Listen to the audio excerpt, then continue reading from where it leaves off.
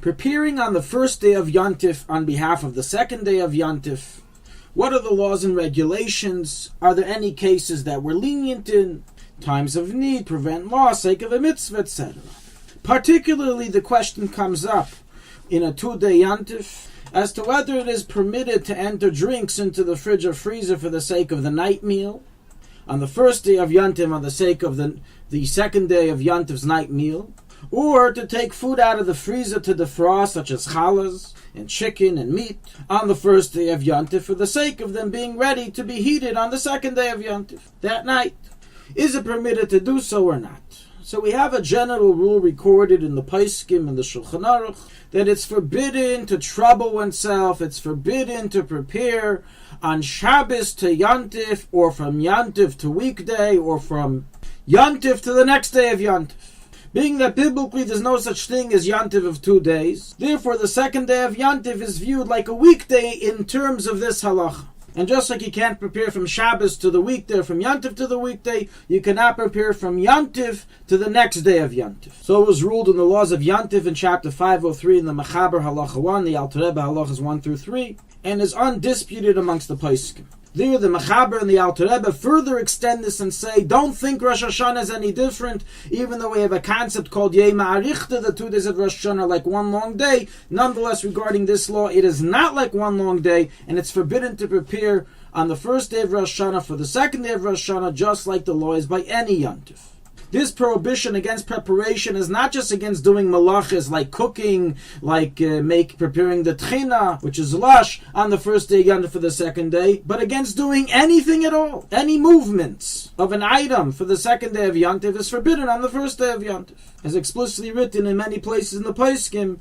As one citation, the Alter Rebbe in 503.3 and 254.10, that even if there's no malach involved, it is forbidden to be done.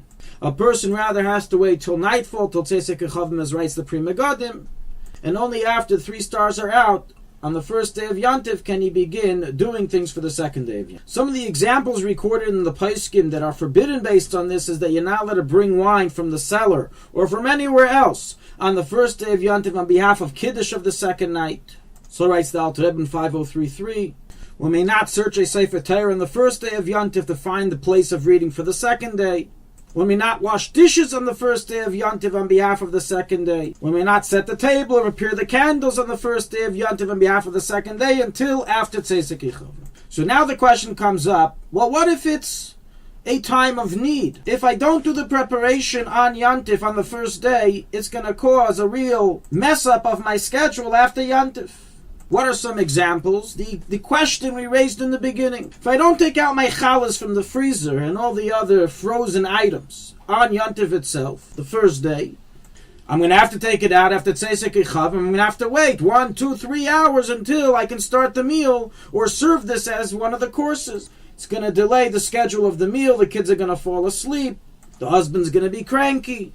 This can cause some real issues. Is there room for leniency in such a case? Especially being that it's for the sake of a mitzvah, for the sake of Sudas Yom Tov, the second day. But a mitzvah it still is. So a number of Melakti Dereinu, Paiske Dereinu have discussed this question, and there's a conflicting approach, there's a dispute amongst them of what to do. Some Paiskim rule that it's permitted, you're allowed to take the foods from the freezer on the first day of Yom Tov on behalf of the second day, that night's meal, for the sake of preventing a time delay that could be damaging to your schedule of Simchas Yom Tov. So will Shevet HaKa'asi, Piskei Tshuvas, Nita Gavril, and other Mipaiskei Dereinu. The reason and basis behind their allowance is that the Chaya Adam, the Mishnah Berurah, the Kaf HaChaim, and the Marshag all rule that in a situation of loss prevention or time of need, especially if it's for the sake of a mitzvah, it is permitted to prepare on Shabbos for after Shabbos or to prepare on Yom Tov for after Yom Tov. And this falls into that category. It's for the sake of a mitzvah, it's a time of need to prevent a delay in the schedule of the night meal. However, in Shmir Shabbos Kilchasa, he rules stringently in this and says that it's forbidden to remove it. As in truth, there's no actual loss of money here to anything. It's just that you'll have to delay your meal after the first day of Yom Tov. And that was the whole halacha of not preparing on Yom Tov for after Yom Tov. So you have to delay after Yom Tov, do what you want to prepare. The fact that you can have to delay can't be a reason of leniency. What does the Alter Rebbe have to say about all this in the Shulchan Aruch? So the Alter Rebbe discusses the idea of preparing from Shabbos to weekday, or Yontif to Yontif, or Yontif to weekday, in many, many, many different sources throughout the Shulchan Aruch. And amongst those sources, he many times also discusses cases of loss prevention.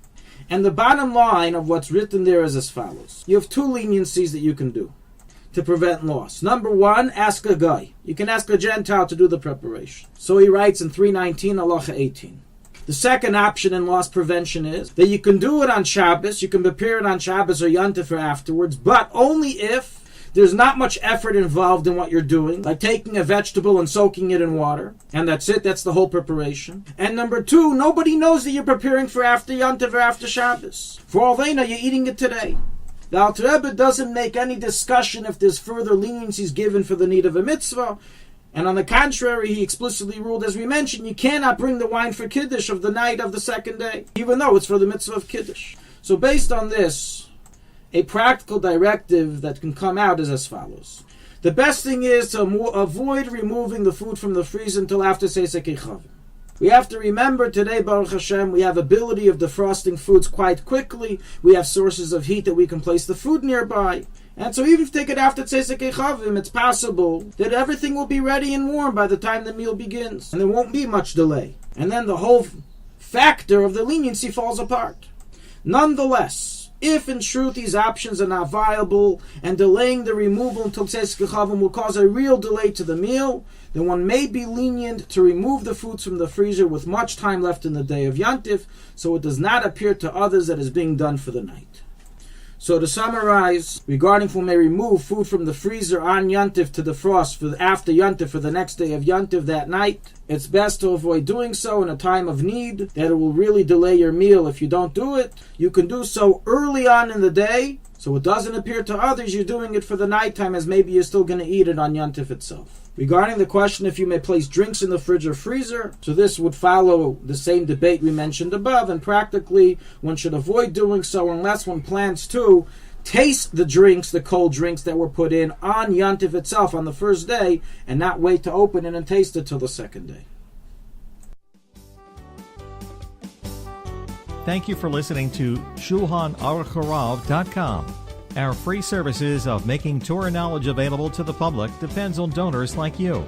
Please help us continue our work through making even a small contribution at Shulchanaruchharav.com under the Daily Halacha Dedication section or in the subscription page.